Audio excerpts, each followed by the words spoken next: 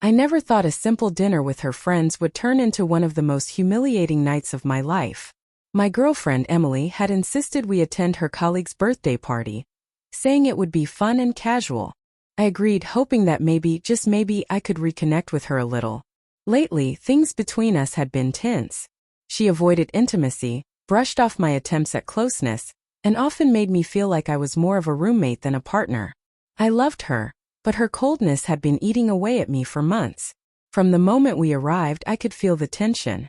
Emily moved through the room like a spotlight, greeting everyone with her usual charm, while I followed silently, trying not to draw attention to myself. I had learned early on not to provoke her when she was in front of her friends. A word out of place could trigger her sarcasm, and tonight seemed like the perfect storm.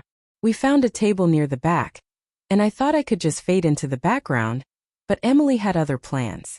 It started innocently enough, with a joke about me not understanding fashion.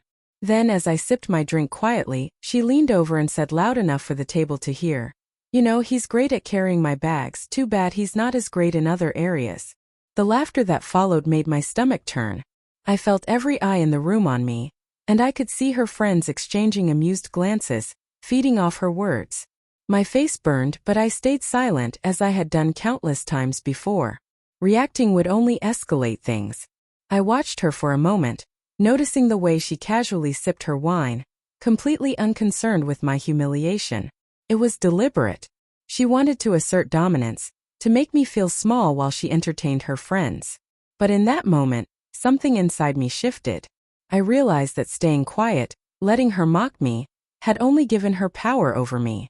And if I wanted her to truly see me, to understand that I wasn't going to be dismissed anymore, I had to make a move, one she would never see coming. I waited until she laughed at another comment from her friends, feeling completely in control of the room. That's when I leaned forward slowly, deliberately, making sure I had her attention. Her laughter faltered for a fraction of a second, the first crack in the confident mask she had so carefully built. "Emily," I said, my voice low but clear, "you've said enough." Her friends looked at me, puzzled, but I didn't flinch. I held her gaze steady and unwavering, letting the silence stretch between us. She blinked, surprised, and I could see her mind working frantically, trying to figure out what I was about to do. I wasn't angry. I wasn't pleading. I wasn't begging. I was calm, composed, and for the first time in months I felt powerful in our dynamic. "You've mocked me in front of everyone," I continued. "But you forget something, this isn't a game." Her lips parted slightly, and I saw the uncertainty in her eyes. That confidence she wore like armor was cracking, and it was intoxicating. Then I made my move. Not an angry confrontation, not a shouting match. I reached across the table and took her hand. Slowly, deliberately, I drew her closer until our knees touched. The room seemed to freeze, the laughter dying down as everyone sensed the tension shift. Emily's friends exchanged confused glances, unsure how to react. She gasped softly, a mix of shock and something else, something I hadn't seen in her for months. For a brief moment, she realized that I wasn't just a passive participant in her games. I was a man who had limits, and I was reclaiming them. Her usual smirk faltered, replaced with a flicker of fear, and then realization. She had underestimated me for too long.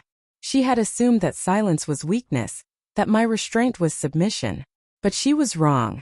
Every time she tried to belittle me, she only strengthened my resolve. Every laugh directed at me, every mocking comment, had built the tension that now allowed me to control the room with a single move. I had transformed the embarrassment she tried to inflict into a tool of power. She sat there, frozen, her hand still in mine, and I let the silence do the talking. No words could match the impact of my presence, my calm dominance, and the certainty that I was no longer someone she could manipulate so easily. For the first time, I saw her vulnerability, the subtle tremor in her voice, the hesitation in her smile. It was the moment I had been waiting for. The shift that told me the game had changed forever. Her friends were staring now, bewildered, as if the rules of the night had suddenly flipped. Emily tried to pull her hand away, but I tightened my grip just enough to stop her. Not aggressively, just enough to make her realize I was fully present, fully aware, and fully in control. "You wanted everyone to see me humiliated," I said softly. "But now they're seeing something else entirely." Her eyes widened, and I saw a flicker of fear mixed with respect. I leaned in closer, my voice almost a whisper, but loud enough for her alone to hear. You thought I'd stay silent. You thought I'd let you demean me without consequence. You misjudged me, Emily. And that's your mistake. Her lips parted in shock, the smug confidence she had carried all night completely gone. She swallowed hard, and for a brief second I could see her vulnerability, the part she tried so hard to hide from the world, even from me. Then I did something unexpected.